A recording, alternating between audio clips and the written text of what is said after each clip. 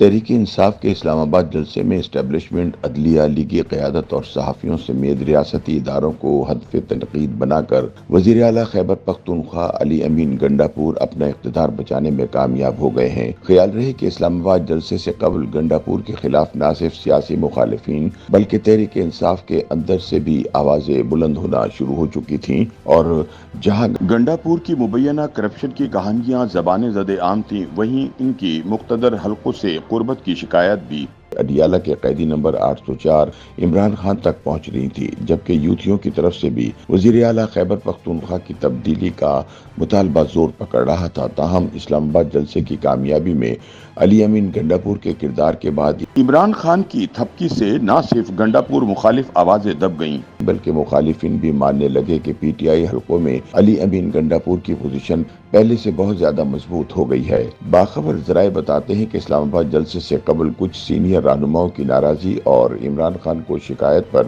علی امین گنڈاپور کی پریشانیاں بھی بڑھ گئی تھیں۔ پی ٹی آئی ذرائع کے مطابق اب بھی کچھ سینئر رہنما علی امین گنڈاپور کی مقتدر حلقوں سے بے جا قربت، مبینہ کرپشن اور دیگر امور کی وجہ سے ناراض ہیں۔ سابق صوبائی وزیر شکیل خان کے بھی انہی وجوہات پر ان سے اختلافات ہوئے۔ وہ شکایت لے کر عمران خان کے پاس جیل میں پہنچ گئے تھے، تاہم کابینہ ممبران کی جانب سے شکایت کے بعد علی امین گنڈاپور نے بھی اڈیالہ جیل کا رخ کیا اور تمام صورتحال اور درپیش مشکلات سے عمران خان کو آگاہ کیا۔ ذرائع بتاتے ہیں کہ علی امین نے کابینہ میں شامل اراکین کی کارکردگی کے حوالے سے بھی بانی پی ٹی آئی کو بریفنگ دی تھی، جس کے بعد عمران خان نے انہیں ہدایت دے کر کابینہ میں رد و بدل کا اختیار دیا تھا، اور اسی بنیاد پر شکیل خان کو ہٹانے کا فیصلہ ہوا، جبکہ واحد خاتون ممبر کو ہٹا کر کچھ نئے چہرے بھی شامل کیے گئے۔ لیکن ذرائع کے مطابق ان تمام تر کوششوں کے باوجود بھی علی امین کی پریشانیاں کم نہیں ہوئی تھیں۔ اسلام آباد جلسے سے پہلے علی امین گنڈاپور سے ملاقات کے بعد عمران خان نے وزیر اعلیٰ کے خلاف سازش کرنے والوں کو خبردار کیا تھا، لیکن اس کے باوجود بھی ان کے خلاف پارٹی کے اندر سے آوازیں خاموش نہیں ہوئی تھیں۔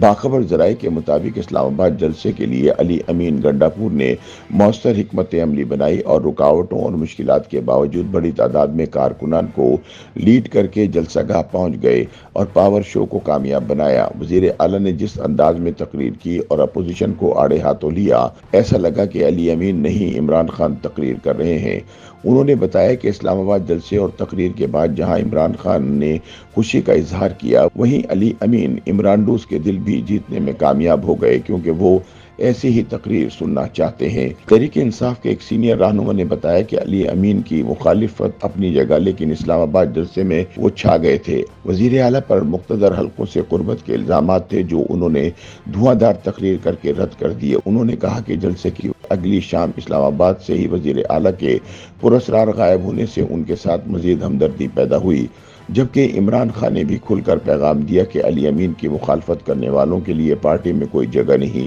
پارٹی کے نوجوان کارکنان اسلام آباد جلسے کے بعد علی امین کو خیبر پختونخوا کا عمران خان قرار دے رہے ہیں۔ دوسری جانب مبصرین کے مطابق اسلام آباد جلسے کے بعد اب عمران خان علی امین کے خلاف کچھ بھی سننے یا ماننے کو تیار نہیں ہوں گے، کیونکہ عمران خان سمجھتے ہیں کہ گنڈاپور سخت حالات میں بھی حکومت کو چلا رہے ہیں اور جلسے کو بھی کامیاب بنایا۔ اسلام آباد جلسے کے بعد اب کسی کو گلہ یا شکایت نہیں ہوگی، کیونکہ جس طرح علی امین نے مقتدر حلقوں کو نشانہ بنایا اور پھر 8 گھنٹے سے زیادہ وقت تک غائب رہے، جس کی وجہ سے اب پارٹی میں موجود ان کے مخالفین بھی گنڈاپور کو کھل کر سپورٹ کر رہے ہیں۔